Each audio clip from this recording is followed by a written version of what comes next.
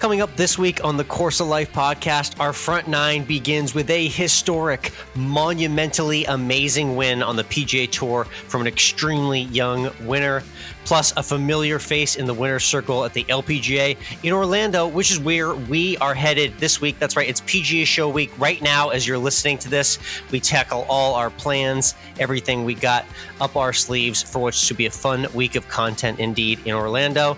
And this week's guest, one of the newest members of the LPGA Tour. She's a rookie out there, but she's got a lot of fun stories and a lot of good college memories as well. It's Gurleen Kaur. Get to know that name because you're going to see a lot from her on future leaderboards. And when we always end with food, we're talking about pizza on a diet and life after going viral. And all of it brought to you by our friends at Desert Fox Golf. If you're listening to this because you're at the show or you're hearing about us for the first time at the PGA Show, you've seen Desert Fox's booth there. They're there every year. They're our friends of the show, and they're our lifelong, podcast-long sponsors. Not only do they create the phone caddy, which is the best phone holder in golf, period, they also create great products like the Swing Aid tumblers, the towels, the cigar holders, and many more to come. New products on the way from Desert Fox Golf. They're great not only for individual golfers, you can check them out on their website, desertfoxgolf.com, but if you've got an event and you want Desert Fox Golf swag at your event, hit us up on Instagram and we could hook you up with a cash referral just for sending us the event information. That's right, cash for you just for telling us to put awesome Desert Fox Golf products at your next golf event. Again, Instagram, message us at COL Podcast or Course of Life Alex, and shout out to our friends at Desert Fox Golf in PGA Show Week.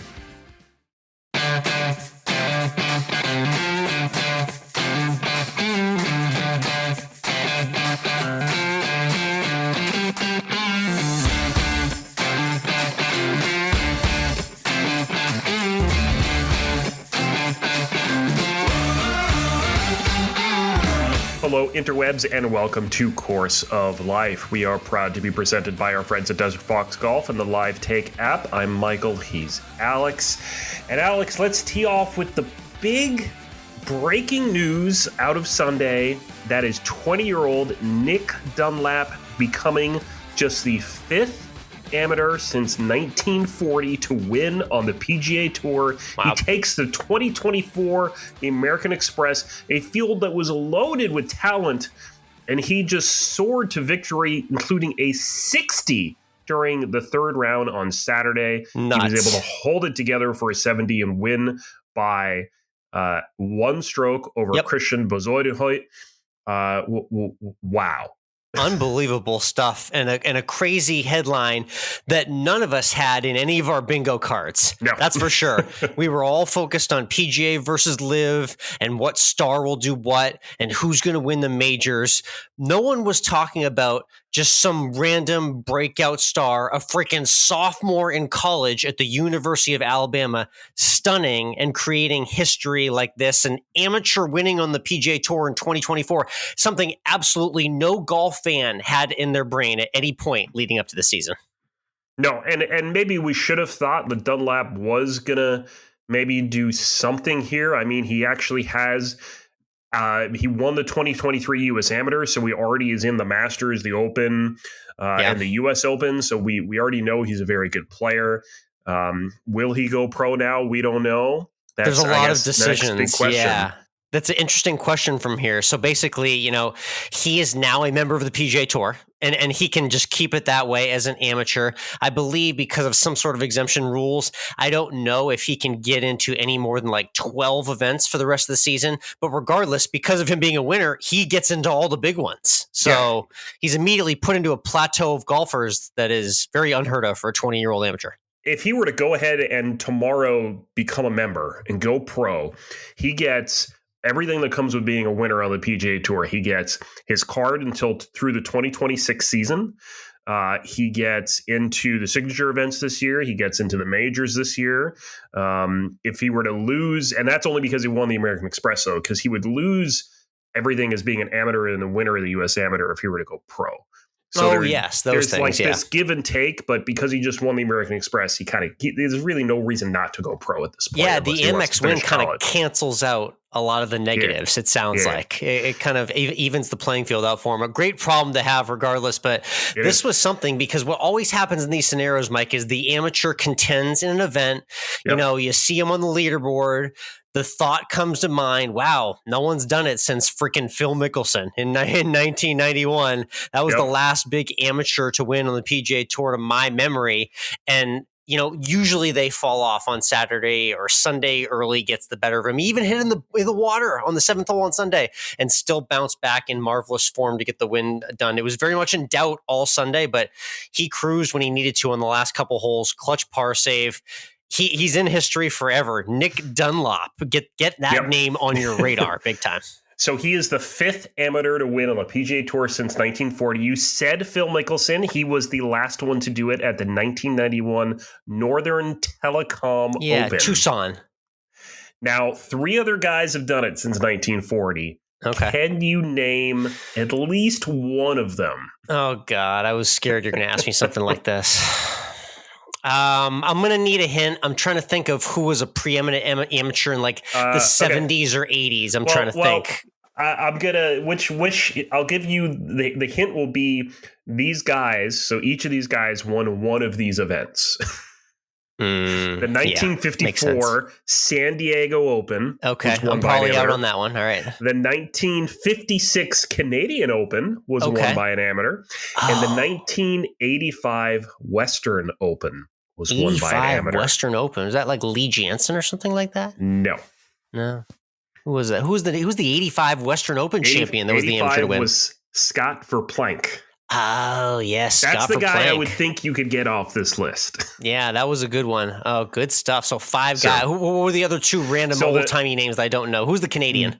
The 56 Canadian Open was won by Doug Sanders, and the 54 San Diego Open was Gene Littler.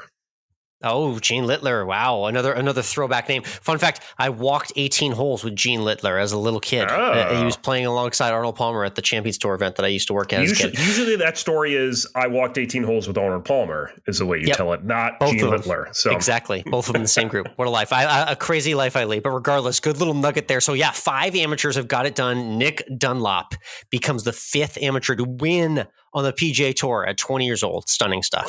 Crazy. The LPGA Tour kicked off their season with the Hilton Grand Vacations Tournament of Champions in Orlando. That's a mouthful, as all their tournaments are. And here's a name we really didn't hear from at all last year. Lydia Ko wins the season opener. She had no wins last year, a horrible season. She wins by 2. She becomes the 7th woman to win 20 LPGA events before turning 27. She is 1 point away from the LPGA Hall of Fame. That's absurd. First of all, we have this conversation every time Lydia Ko wins, where she's what? So she's 26 years old. It feels like she's been on tour for her entire lives because she turned pro so freaking young, and she's been a phenom ever since. Little lull in the middle of her career, but she's resurged in a big way. So that's awesome to see her get the W. And the fact that she's on the precipice of the Hall of Fame, like, she's 26 years old, and she's on the precipice of being Hall of Fame eligible. That's how you can tell how impressive of a career she's already racked up. It's pretty crazy. So I'm going to go ahead and say it. This is the year of Lydia Ko. She's going to win another major or 2. It's going to be great.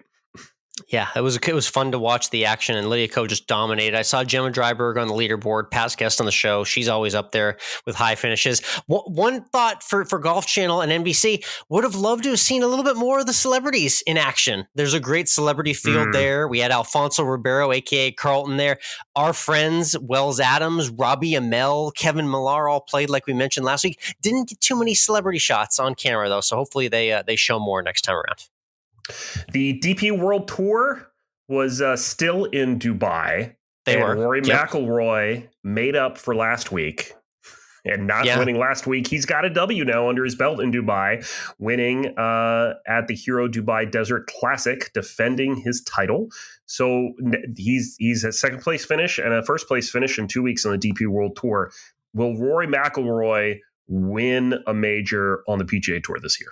And that's what it is, sadly. That's got all the Twitter trolls have heavy on their arsenal. Is until that happens and he breaks that barrier down again, it's just easy to kind of pick and poke on him. His career's amazing. The guy is finishing high consistently and he's racking up the trophies, but he's just, doing it at these onesie twosie events and he hasn't won on a big stage. The guy hasn't won a major in several years. So that's the question is can he get over the hump and do it this year? You would like to think so, but it just, what makes us think that? He's come up short in the biggest moments, and he seems to rack up the wins here on DP World Tour and one-off PGA events lately. He comes up short in the biggest moments, but he wins the FedEx Cup instead of winning the majors. He wins the DP World Tour title, whatever it is, the race to Dubai instead of the majors. So he keeps always doing this. Good to win in Dubai and in the FedEx Cup. That's never hurt in the bank account. That's for sure. That's true. Here's the other question, though. Who do you think has a better chance of winning a major on the PGA Tour this season? Rory McIlroy or Tommy Fleetwood? I would say Rory is definitely the favorite in that head-to-head bet. So you would be picking Fleetwood as the underdog in that head-to-head of who could win the major. But in terms of play, Fleetwood's up there, and he can contend for sure. He's shown the ability to contend, but has not gotten over the top. Hit some amazing driver off the decks and 3-woods in Dubai this past week, too, which are just silly if you haven't seen those highlights yet. So, watch out for Fleetwood as well. I'd probably go with Fleetwood, to be honest. All right, let's talk about what's going on this week. We're recording on a Sunday evening because on Monday we have to pack because on Tuesday we'll be in Orlando for the PGA Merchandise Show. It's the biggest week in golf merchandise. Oh, yeah. Everyone's going to be there, including business. ourselves. That's what we're going with. Yeah. Super Bowl of golf business. And we'll be there shaking hands and kissing babies, as you said last week. So I'm making sure I pack my chapstick just for that. That's right. Right now, the madness is going on as people listen. We're perusing around the show floor, probably walking right by you as you're listening to the podcast, maybe if you're in Orlando. But I'll start with the demo day on Tuesday. Check out COL Podcast on Instagram, Course of Life 1 on Twitter. We're both on Threads as well, too. Course of Life Alex, MWRINC. Those are all the handles you could ask for to find us on social. We'll be posting all week long from the show. And then Wednesday and Thursday, Mike, it's a little bit of a mix for us. I'm going to be running you around left and right, going from brand to brand to brand, just showcasing what's cool and the awesome new golf stuff and showcasing what's awesome about the game. But we're also lining up some grade A interviews on the show floor too. So it's going to be a little mix of interview content and on the spot brand product content as well too. I'm looking forward to it. It's going to be fun. I do know that we're going to have some pretty cool golf carts that we're going to have in an upcoming video. That's one tease I'll give you. We're obviously hitting the merch brands. We're obviously grabbing as many free things as we can, Mike. Whenever someone offers you something, the answer is yes, and I'll take one more if you got one in the back too. That's the response we're going with all week. In fact, I don't know if you saw the email that came from the PGA Show this week, but there's a virtual swag bag that they will be giving everyone. There is. So yes, there is. I'm interested to see what will be in there. There are things worth redeeming in there. I'll just tell you that. But yeah, check all the content out from show week. And I think by the end of this week, I'll try and get a YouTube video up just with a quick little recap. We'll get some more thorough content up there in the weeks to come. But follow us on social for all things PGA Show for the next few days from Orlando. Also on our YouTube channels this week, live right now is your round at a exclusive, private, very hilly course. I'll say in the hill country. It made me think you were playing in New England, except not as many trees, maybe. But it reminded me of when I played Green Mountain National in Vermont, just nonstop hills up and down every hole. Which is absurd because it's 10 minutes from my front door and you know where my place is, and 15 minutes from downtown Austin. It's like right in the heart of everything. This course was built into the architecture of the hill country in Austin 50 years ago. The housing communities around it followed, and it made for a spectacular video. So I'll let you find out about the course itself by going to our YouTube. Check out Course Life Podcast on YouTube. The link you can find in my bio on Instagram as well, too. And I had an interesting highlight that really wasn't even part of my 18-hole scorecard, a two-putt for the ages that has to be watched with your own eyes. I couldn't believe I did it either, to be honest. It was pretty epic. It was pretty epic. We'll just say it was downhill and to the left. Yes, that's for sure. Yeah, it's quite the yardage too. Quite the yardage. Good stuff. The PGA Tour stays in California. They head to Torrey Pines for the Farmers Insurance Open. Always great to see them in San Diego at Torrey Pines. Oh yeah, the South Course obviously brings up memories of Tiger Woods winning the U.S. Open on one leg. You can't forget that one. That's an all-timer. Yep. And we love the Farmers Insurance Open. This is my reminder, too. If you haven't heard our past podcast with Alissa Kacar, be sure to follow her at New Lady Golfer. She's the event host, literally, for the Farmers. So she posts awesome content all week. She gets the best interviews. She shows you all behind-the-scenes stuff regarding the event and how it runs there at Torrey. And you get the paragliders off the 18th hole, Mike, off the cliffs there in San Diego. It's beautiful scenery. It's a beautiful classic course. Should bring a really great field as well, too. All right, let's get into the turn and this week's guest. We do love talking about the LPGA. Of course, Lydia Ko will probably be a mainstay once again on tour. And there's a new fresh face coming out on tour that you were able to talk to with Texas roots. And that's who I think is going to get a big W this season. Yeah, this is interesting. I'm going to be a little shady and a little mysterious with this, but we now basically have the pipeline to the future of the LPGA Tour, like coming on this podcast. I'm not going to explain my ways. They're quite magical. They're not very magical, but I'm going to sell them as quite magical. But we got the future stars here on Course of Life. And this is a name that you may not have seen yet, not quite on your radar. But she just made it through the LPGA Q Series, which is basically their Q school. She dominated on the mini tours, rising right through Epson Tour to the LPGA Tour now as a rookie. So get used to this name, and a great conversation coming your way with Gurleen Kaur. That's right. We'll have that conversation in just a moment. But first, let's talk to you about the Live Take app. This is where sports debates are solved once and for all, thanks to the random, uncompassionate, mindless internet trolls. I love them. Simply want to tell you that you're wrong. Yes. Especially if you're me. And we say this a lot. I lose so many times to you on our live takes, Alex, that we do every week on the app. I don't know. I feel like I just don't. I think I could just sit there and I could offer people $100 and I still would lose. So the secret is, Mike, I am one of those trolls that you speak of. So I'm allied with the live take community, and they love my takes. They love some of yours, but you can check it out for yourself on the app where we debate weekly. Always a fun time.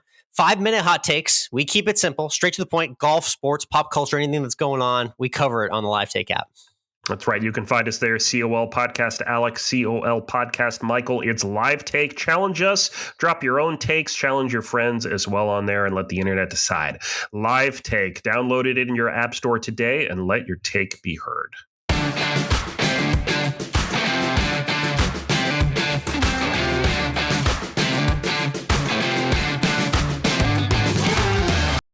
Next up on the tee, she's one of the newest members of the LPGA Tour after a top 5 finish in their Q Series. She's just about to start her first full year on tour. It's Gurleen Kaur joining us on the Course of Life. Gurleen, how are you doing today? Hey, Alex, thanks for having me. Yeah, I'm really good. Excited to get the season started and just been practicing. So yeah, not much going on other than that. Yeah, fresh off the golf course. We'll get into where you played earlier today, but you're in Texas like I am. I'm in Austin.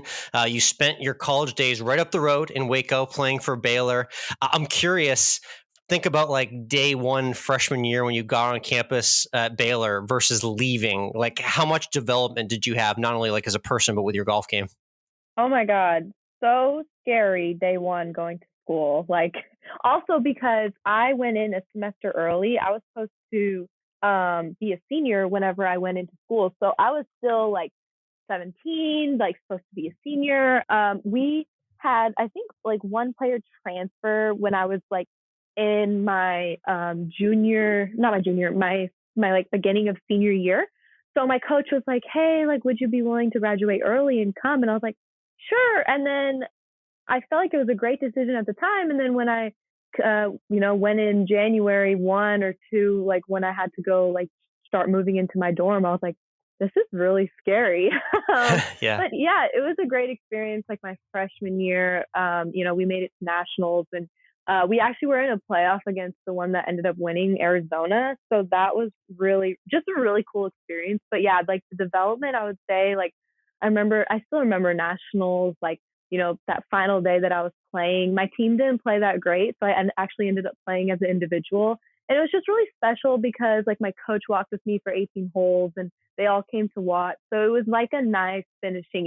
It wasn't like, oh, like I felt like my career had come to like a halt or anything. It was just a good finish and a good way to like, just leave with a good note. But it was definitely, playing for, I played for 4.5 years. So I got my COVID year. It was just a great like stepping stone, I feel like, for the next level. So I do miss, the team aspect and everything. But yeah, I mean, it was just a great experience. Very cool. Yeah, and I'm always curious as it pertains to Waco specifically. I'm here in Austin. I've gone up there. I've done the cliche Magnolia trip like everyone else has who's in Texas. I've been in the new Topgolf there, but I'm curious, just like day to day, week to week, month to month. What was the actual college experience like going to Baylor there? Honestly, great, because I felt like, for me, there was limited distractions, I didn't really do much besides go to the golf course, hang out with, some of the girls on my team, like eat at basically kind of the same places. And you just get really familiar with like, everyone around you. And there's not a whole lot to do besides, the Magnolia, and the Topgolf wasn't even there when I was at school. So yeah, it's pretty new. I think it was built my senior year, and we never went. So because like, I mean, if it's a day off, like I'm taking a day off, I don't really want to go to Topgolf. I'm like, yeah, I can go to Topgolf anytime. But like, I really enjoyed it. And I actually hated the idea of going to Waco at first, only because there was nothing to do. But it's honestly a blessing in disguise when you have like so much going on with school and golf. It's nice to just be able to like not do much, you don't have a lot going on. So yeah, I like the way you said limited distractions. Definitely helps you lock in and hone and build your game. So that was definitely important for you throughout your career. And then fast forwarding to the reality check that is turning pro, which you've definitely learned about. So like this time last year, you didn't really have much status because of the Q series and how difficult it can be. I'm curious kind of what that taught you, coming off of such a successful college career and kind of, having to start at a square one again for your professional career. Yeah, no, I definitely agree with you for a reality check. Like you come out of college thinking that you're, on top of the world, but really like it's like a fresh slate all over again. Cause, golf is like, okay, you did great in your amateur career. Now you got to really start all over when it comes to college. I just feel really, really, blessed to be in this position of having really good status going into the LPGA.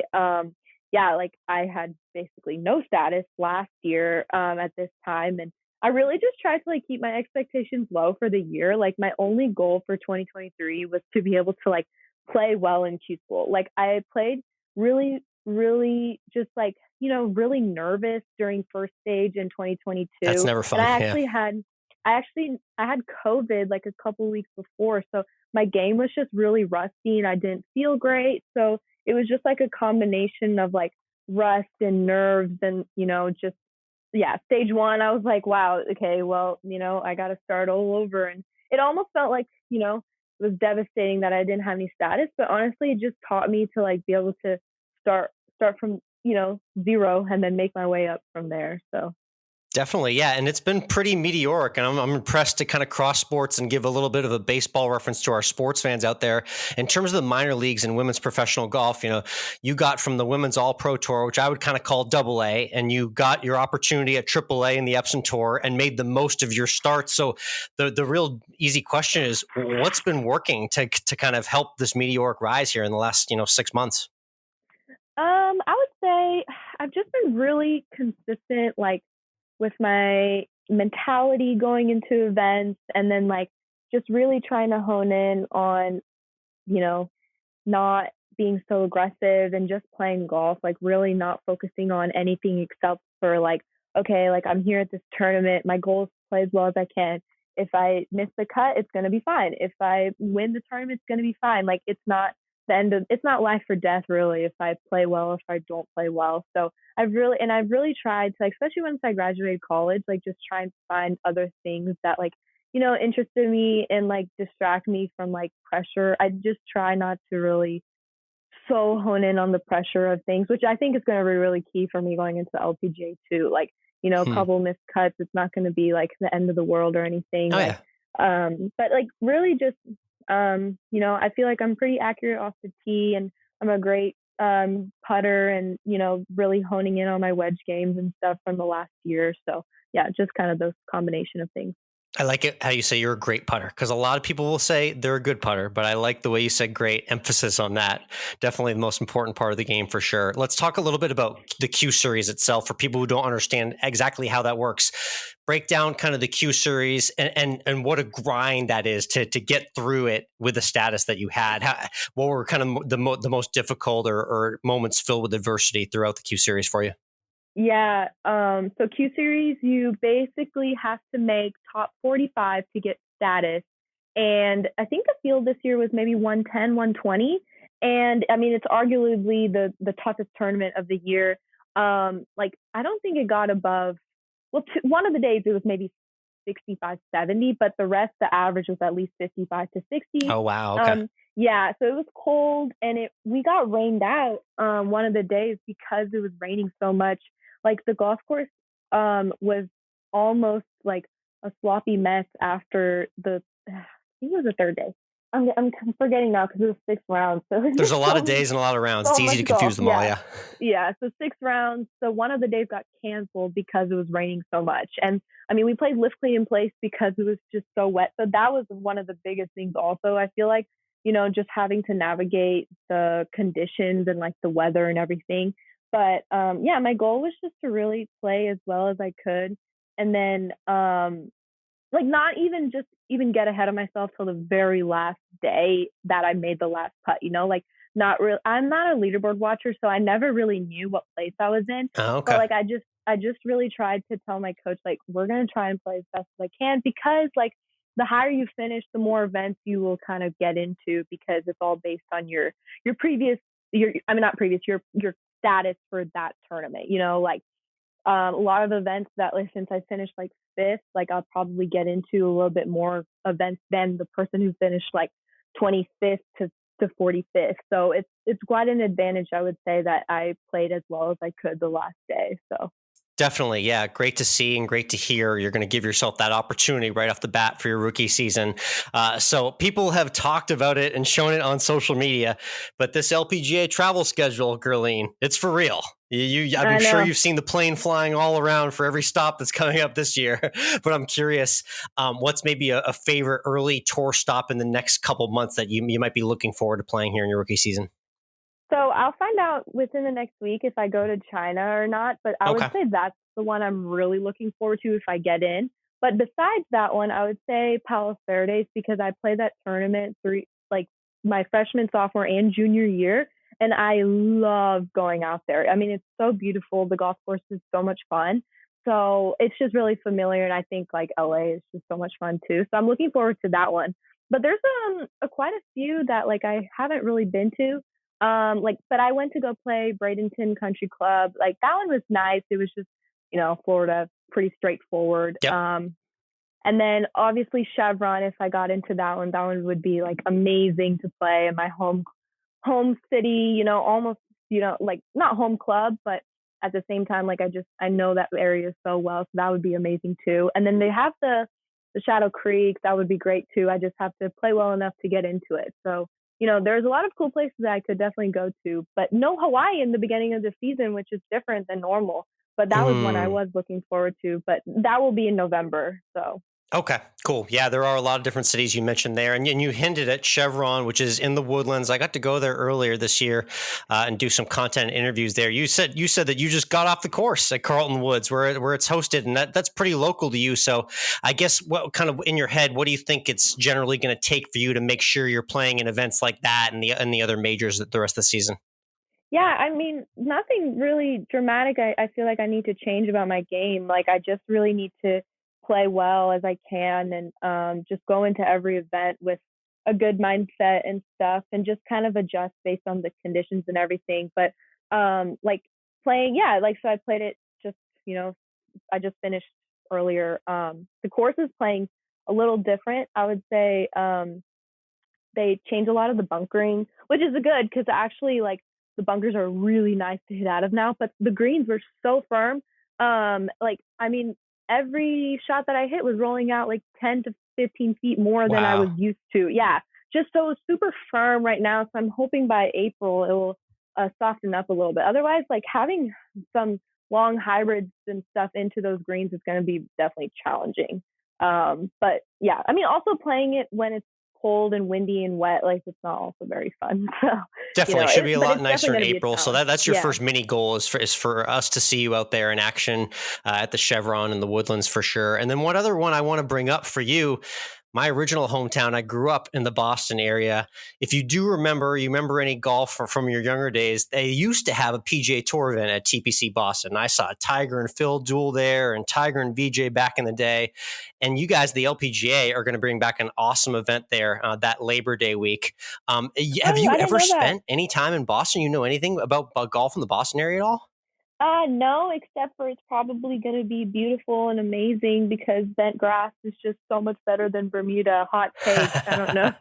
I don't know if my Texan roots will agree to that, but I think playing on bent grass is just so much more fun. And I'm sure at that time of the year it'll be great weather too. So, but no, what event is that the PGA Tour used to play out there? Yeah, it used to be called the Deutsche Bank Championship, and then it changed to the Dell Technologies, and then they started switching it back and forth between Boston and New York when they were just getting the playoffs going, and then they just fully eliminated the course a few years ago. So I'm super glad that you guys are stepping into that spot because the tournament used to be that exact same Labor Day holiday weekend every year. It was a perfect end of the summer. Cool. So I'm excited to see you there. Yeah, that'll be really fun. And don't worry, I got the restaurant recommendations for you too when you get into town there too. Yeah, I definitely can't wait for that. I'm a huge foodie, so that will be great. Love it. Again, it's Gurleen Kaur Golf, Kaur is how she spells her last name on Instagram. Check her out on the social. She's fun to follow there. And let's get into something fun that I saw on the Instagram feed. You had an awesome Miami trip for your birthday. Tell me a little bit about it and who joined the party with you. Yeah, so my younger sister is a freshman at Baylor right now, and she won the Annika Invitational last year. And because of it, she was able to play in that Hilton Tournament of Champions, the one that the LPGA play in. Oh, so cool. Because she played in that, and she actually ended up winning like her division, Hilton gave her a week's worth of vacation. So, and then it was me, my cousin Japal and Jasmine, so they're both my cousins, and it was the four of us that went out there, and we were like, okay, like where do we go that we can spend like 6 or 7 days? Because everywhere else that so it was like a certain location that we could go to. A lot of them were like Colorado, Virginia, a lot of like golfing places, and like my cousins don't play golf, so we were like, okay, I feel like Miami is going to be kind of neutral. There's going to be a lot to do. We can sit on the beach. And so I had planned this whole itinerary. I was like, we're going to go snorkeling. We're going to get scuba diving lessons. We're going to go surfing. We're going to spend the day on the beach. We're going to go to we're going to drive down to Key West. I had planned it all out. The first 4 days, it rained nonstop. Of course. I was so upset because I hadn't made reservations for everything, because I ended up making it more of like a vacation for the first few days. And then my sister and I ended up actually playing a couple days afterwards too. And then I went up to Bradenton to play over there. So I was like, okay, like a few days of vacation and then a few days of golf, like it'll be a good combination. The one we played maybe two out of 3 of the days that we wanted to. And then we sat on the beach for one of the days, and then mostly everything else was inside. And I was like, this is just so disappointing. But it did not rain on the day of my birthday, which is the day I had booked like a boat for. I saw that. You kind of had your little influencer moment with the boat party on the water. What was the highlight of that day? Oh my gosh, it was so much fun. It was sad because the high was like 70 that day. And as a Texan, I'm like, if I go out to Lake Travis or something, I'm like, okay, I'm not getting in the water unless it's like 70, degrees in the water or something. Right. The water was like ice cold. But it was just fun because we like cut a cake and everything. And we ended up like going to like a Mediterranean restaurant for dinner too. But like it was like a nice way to like kind of end a couple of days because it had been raining for the first few, I was just so disappointed from that. So it was nice to like have sunshine, stay on the beach. And it was like really like small too. And then one of my other friends joined us too. So, we were like small group, but we made it really fun. All the guys, like they jumped in the water, but the girls kind of just sat around. We were like, nah, it's too cold to get in the water. Yeah, I think I might jump in for about 2 seconds and then get back out if it was that cold. Yeah, exactly. Awesome. Sounds like you got good dining in there. What was the highlight at the Mediterranean restaurant, or was that the favorite restaurant of the week? Was there a better one or no? No, I went to this Italian restaurant the day after. It was called Forte de Marmi. I don't know if you've ever been to Miami, but it was the first time I had been to like a Michelin star restaurant, and they were like booked out on the day of my birthday. So we ended up going the next day, but I wanted that one to be like my birthday dinner. Oh my God, it was the best meal I had ever had in my entire life. I had never been to a Michelin star restaurant because they don't really have one here in Houston. Like Right. they have one, but it's like, it's kind of Michelin, kind of not. But that one was like actually Michelin star. And like, I mean, it was like in like no words for it. And they had this at the very end, this like 4-foot ice cream tower that we could like scoop out of. And it was just like, and I don't really like pistachio either, but it was like just pistachio ice cream. And I felt like I was in Italy eating gelato. It was amazing. 4-foot ice cream tower. You sold me already. That's all I need to hear. It was so good. I mean, there and was the cap off it. to the Miami trip, which I got to ask about, is you had the experience of going to the legendary Live nightclub, and you saw Zed, the EDM DJ, who's been around forever. So much so that I saw him about a decade ago here in Austin for South by Southwest, and I saw him in Vegas as well. But I'm very curious what the experience was like going to Live, kind of one of the most notorious nightclubs in the world, I'd say. It was fun. It was not what I was expecting because it wasn't so because Zed is more so EDM, but also kind of pop at the same time. Definitely, so yeah. So a lot of the songs, I was like, oh, I forgot Zed sang this. Oh, this is very pop. Like a lot of those songs, I thought it was going to be more so like rave, but it was fun because like I knew a lot of the songs and like I was able to still like enjoy it without being like, oh my God, like there's too many people, like it's so it's so crowded. But it was very fancy. Like I remember like only bringing Air Forces, and then I was reading online that it was like, oh, all girls have to wear heels. I was like, this sucks. I'm an athlete. I don't wear heels, like I'm trying to save my feet for the golf course. So having to wear heels that whole night was kind of unfortunate. But I mean, otherwise it was a great experience. I've never been in anything like that fancy before, and I probably never will again. It was just like a one-time thing, So, but yeah, it was a good experience, and I really like liked his vibe. Like I felt like he was very energetic, like Zed was. So it like, and like kept the people like. Sometimes the DJs get in like so much remix mode. I feel like, that he kept it very like pop and like pop EDM remixes. So. Well put. Yeah, I feel like he does a good job of making it just like a set list instead of like a crazy like barrage of remixes that get like too loud and intense. You know what I mean? Yeah, exactly. Well put. All right, Gurleen, let's end with some food questions. We always end with food questions here with our guests on the Course of Life. So I'm going to ask a tricky one for you. We got about probably 5 major cities if we're including Waco, where you went to school. I want you to rank your top 3 Texas food cities. Top 3 Texas food cities. Houston first, and then probably Austin. Because Austin for barbecue and Tex-Mex, and then Waco. Only because I like Dallas, but I wouldn't consider Dallas like a huge foodie city. And then San Antonio is just all Tex-Mex, I feel like, kind of, in my opinion. So I would say Houston first because Houston has so many places, then Austin, and then Waco. Yeah, and I'm an Austinite here, and I will vouch for Austin's barbecue and Tex-Mex just like you did. But you're right. Houston is impressive with the variety. For people who haven't been to Houston, it's surprisingly awesome foodie city. So well put there. And you kind of got to the next question, which was, are you team barbecue or team tacos? Well, I would say team tacos, but I do like barbecue. Like there were a lot of good barbecue places in Waco. but I would say I'm more so like Mexican food, tacos, more so. Okay, fair enough. A funny video when the LPGA went viral last year when Lilia Vu, who just had the most awesome year ever, she really went most viral for eating French fries in the middle of a round last year. So I'm curious if you were to get like a random mid-round snack to just fulfill your hunger, what would you want it to be?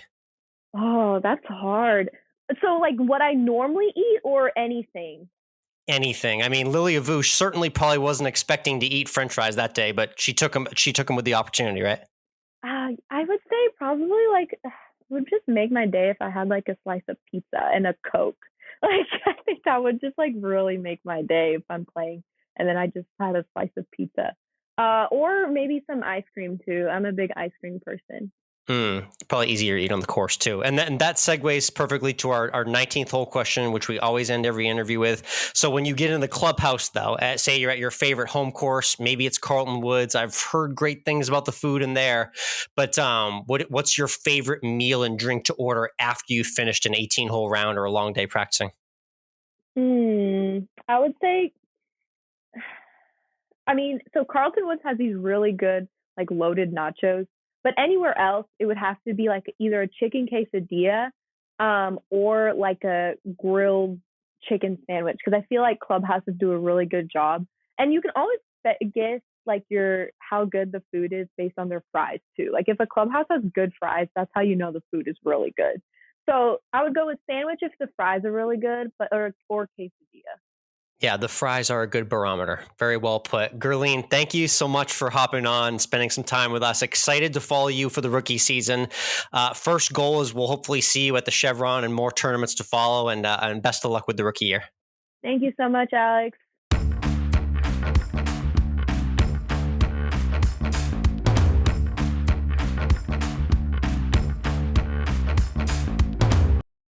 Course of Life podcast is brought to you by Zencastr. We've been using Zencastr here since almost the very beginning as how Alex and I record this podcast from hundreds of miles away. And it provides us with great quality audio that works every time. And it's something that makes Course of Life what it is and has kept us being able to make consistent episodes every week. And now it's super easy to record a podcast with Zencastr. You log in using your browser and start recording a high quality podcast right away. You record studio quality sound and up to 4K video with your guests. You feel a sense of zen knowing Zencastr's multi-layered backups ensure you always have your recordings in the highest quality, even if the connection is unstable. And have you ever wondered what you actually sound like? Zencastr's post-production process makes you sound buttery smooth. It automatically removes those ums and ahs in your recording. It removes those awkward pauses in conversation too. Set the right podcast loudness and levels while reducing background noise with the click of a button.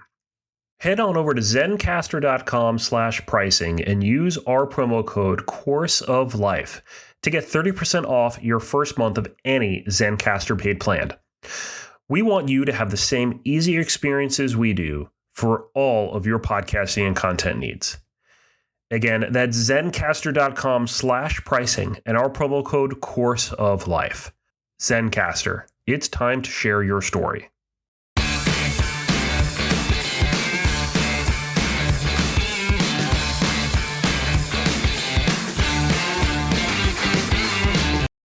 And we're back. Great chat there with Gurleen. Man, it sucks when you got vacations and it just rains the whole time. That's just horrible. Especially when it's a place like Miami. You got the beach days lined up, the boat days lined up. You want to be dining out on the patio as the sun hits over the skyline. It's like there's so many Miami Beach vibes that you're missing out on there. But it sounds like she made the most of it. Even got to live in some awesome restaurants. So I appreciated the recap there from Gurleen. And again, watching for her name on leaderboards, I think she's going to make a splash, Mike. And I kind of noted this after the interview. I interview a lot of these pros who are up and coming, but she said something that not a lot of players say. She candidly said, I'm a great putter. A lot of people are modest enough to just say, putting's one of the stronger points of my game, or I'm a good putter. She said, I'm a great putter. So watch out for Gurleen Kaur and her putter on the PGA this season.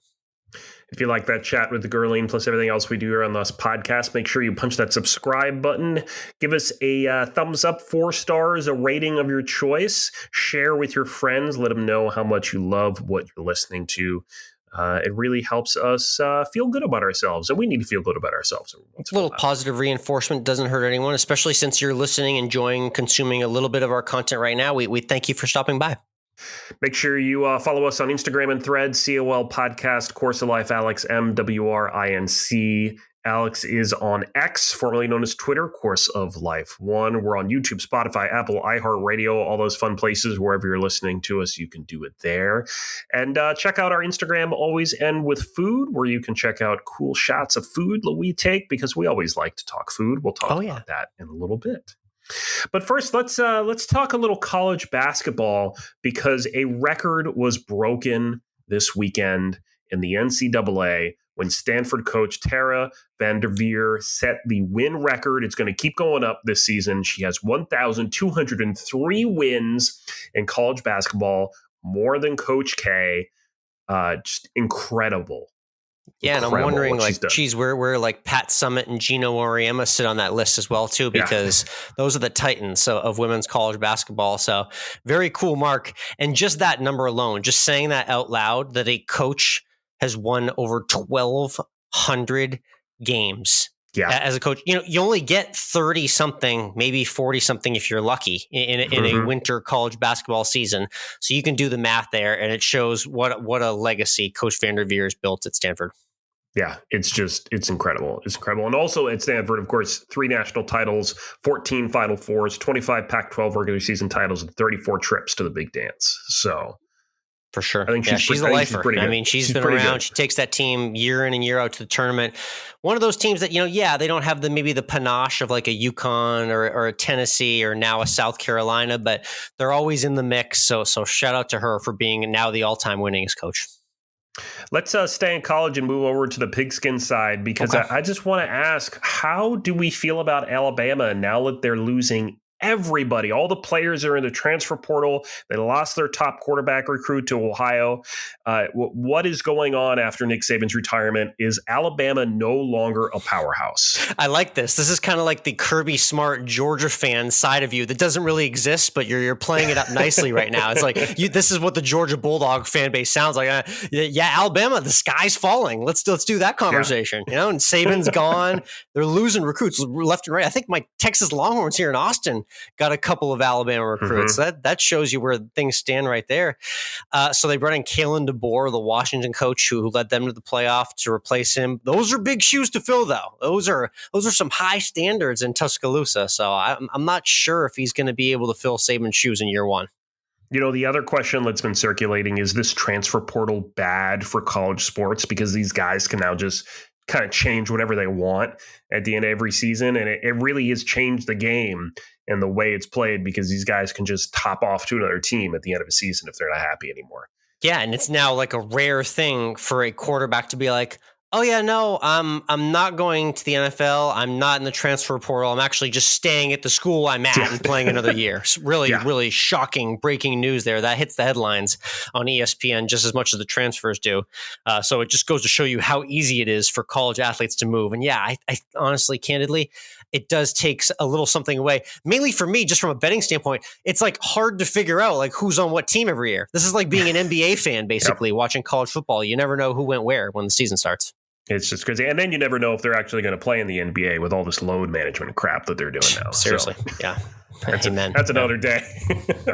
Let's talk a little NFL. All I want to talk about in the NFL as we roll our way toward the Super Bowl here is the Detroit Lions. Yeah, let's go ahead and give. This is something I didn't have in my bingo card, is us just stopping and giving flowers to the Detroit Lions halfway through the NFL playoffs and nobody else. I mean, because this is not going to be understated enough that the Detroit Lions had not won a playoff game in 3 seasons and now have won 2 back-to-back in 7 days' time. Truly stunning.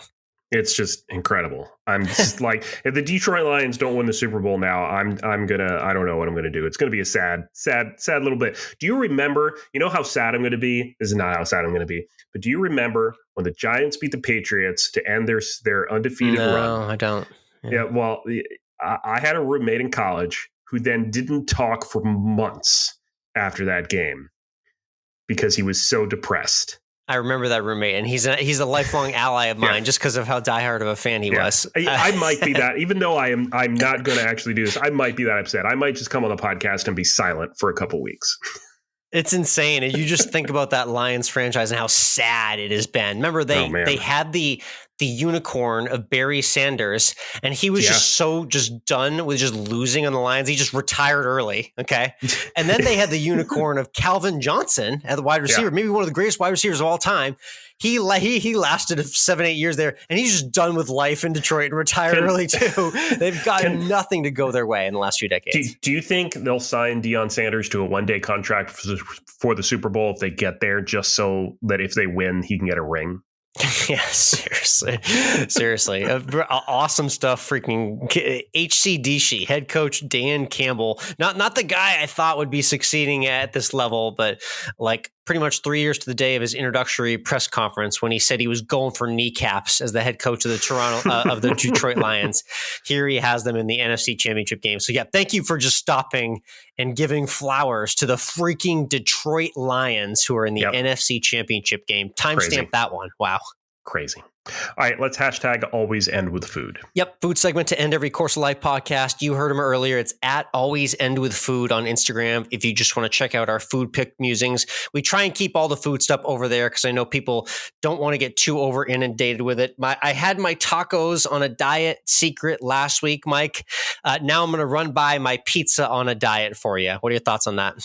It's possible if you want to do those bland, horrible cauliflower crusts and those fake cheese and no meat and all. Actually, I'm a big fan of vegetables on pizza in general, so I'm fine with a veggie pizza. But I have a friend who also actually said that a slice of pizza contains everything you need in a meal. It's got your bread, it's got your dairy, it's got your meat, and it's got your veggies. So that's big facts. Yeah. So you got 75% of it. Cauliflower crust, one of those things that you get used to it. And right now in the moment, I say, yeah, it's not bad. I could kind of eat this regularly. And then what happens is you go back to a regular pizza crust and you immediately remember why you were eating pizza crust for the other 11 months of the year when you weren't eating cauliflower crust. So that's where I'm at right now. It's red sauce. It's cheese. I don't do the vegan cheese. That stuff stinks. I'm sorry. It's the real cheese. Veggies only, no meat. Those are the rules for the pizza on a diet for me. And you could do like sliced chicken breast. There was a place in my hometown in New Hampshire that did a personal pan pizza. They did it on a pita. And then my mother always got it this way, and I would start to get it this way. And then you get feta, chicken breast, and broccoli.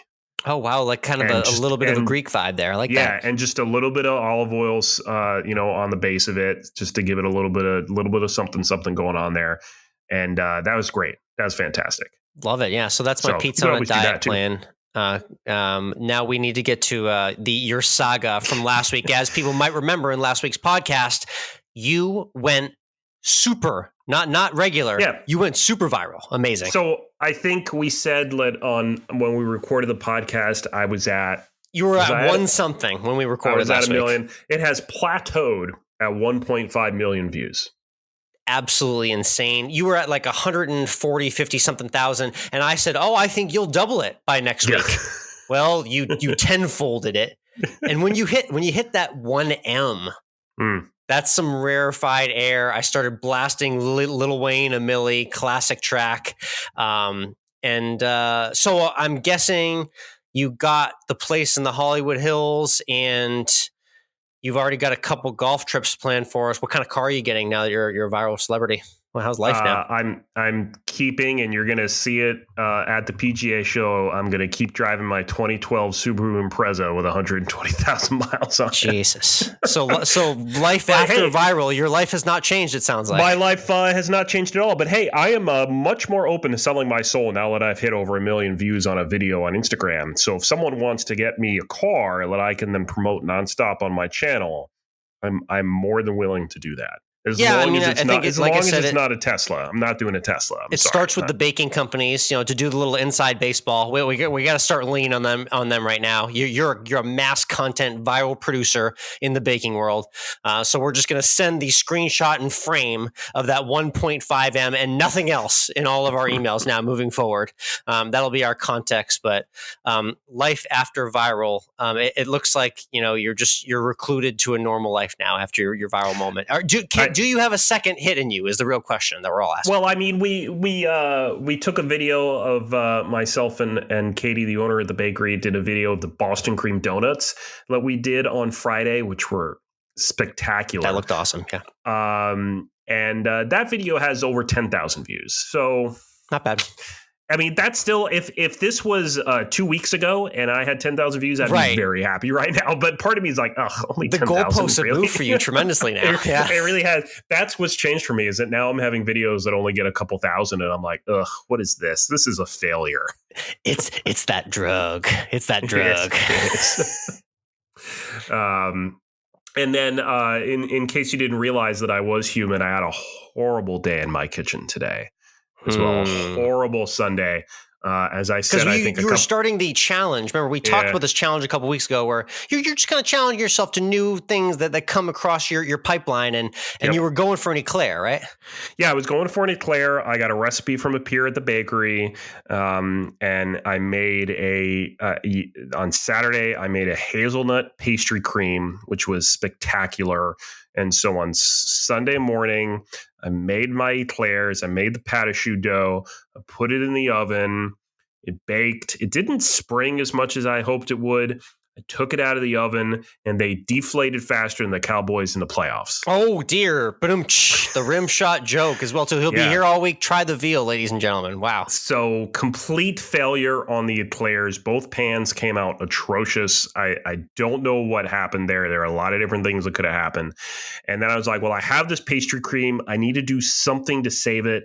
And I was really upset at myself as it was. And I made some pastry shells. Oh, you audibled. And I audible and tried to make some pastry shells. And I followed the recipe exactly as I had it. And I burned them. So I was really pissed off at myself. And then after dinner, I was like, I'm pissed off. I don't want to do this, but I'm going to try it one more time. And I have much better looking pastry shells now waiting for me to fill with the pastry cream and make a chocolate ganache to go on top of them. So something is still coming out of my kitchen today. The moral of the story, Alex, don't give up. Yeah. Keep going through failure and don't get up. Make sure you have a pity party for yourself, because that's what I did. And then pick yourself up and get back to work. I like that. Keep swinging. You hit a grand slam last week. You had a couple strikeouts tonight. There'll be a base hit coming your way here soon. Right? Yeah. Really, the best thing that can happen over the next week is that we're at the PGA Show and we get all these different sponsorship deals. We get free tickets to the Masters, the U.S. Open, PGA Championship, the U.S. Open, all that fun stuff happens, and we're doing great. So that's how I view the next week is going to happen. We're going to bounce back. We're like Jerry Seinfeld. Everything evens out for us. I love that. We're going places. We're doing stuff, and it starts this week at the PGA Show. If you're just tuning in now and you're listening at or near the PGA Show, be sure to subscribe right now. To all of our OG listeners, thanks again for listening to The Course of Life. We'll see you next week.